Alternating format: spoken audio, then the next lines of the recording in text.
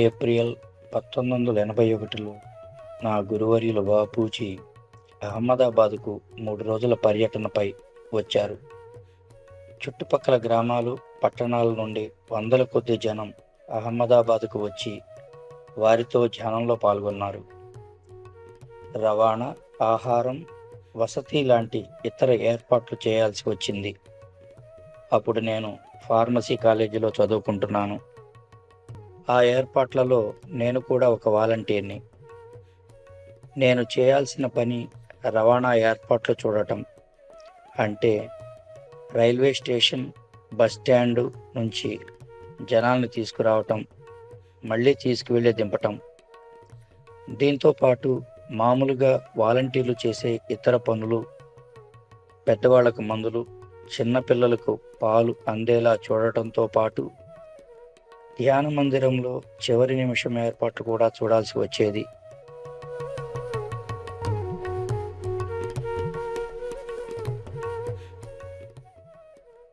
వారి పర్యటనలో ఆఖరి రోజు బాబూజీ ఒక వీడ్కోలు సందేశం ఇచ్చారు. అది 2 లైన్లలో ఉన్న చిన్న కవిత. దాన్ని ముందుగా ఉర్దూలో, తరువాత అనువాదాన్ని మీతో పంచుకుంటాను. రాహే తలాబ్ మే ఐసే బేఖబర్ హో గయే, మంజిల్ పే ఆకే మంజిల్ కో ఢూంఢతే హై. మార్గంతో మనం ఎంతగా లీనమైపోయామంటే గమ్యం చేరాక కూడా గమ్యాన్ని వెతుకుతూనే ఉన్నాం.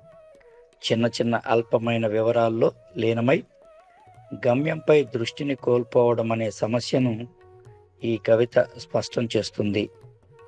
అంటే గమ్యాన్ని, లక్ష్యాన్ని మరచి దారి గుర్తులకు గౌరవాన్ని ఇచ్చే ధోరణి. ఈ ప్రవృత్తి మనల్ని ఉన్న చోటే తిరుగుతూ లక్ష్యం యొక్క జాడను మరచిపోయేలా చేస్తుంది.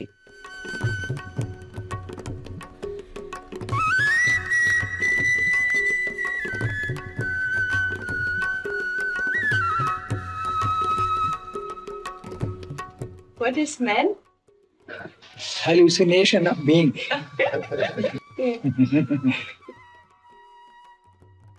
And what is this word?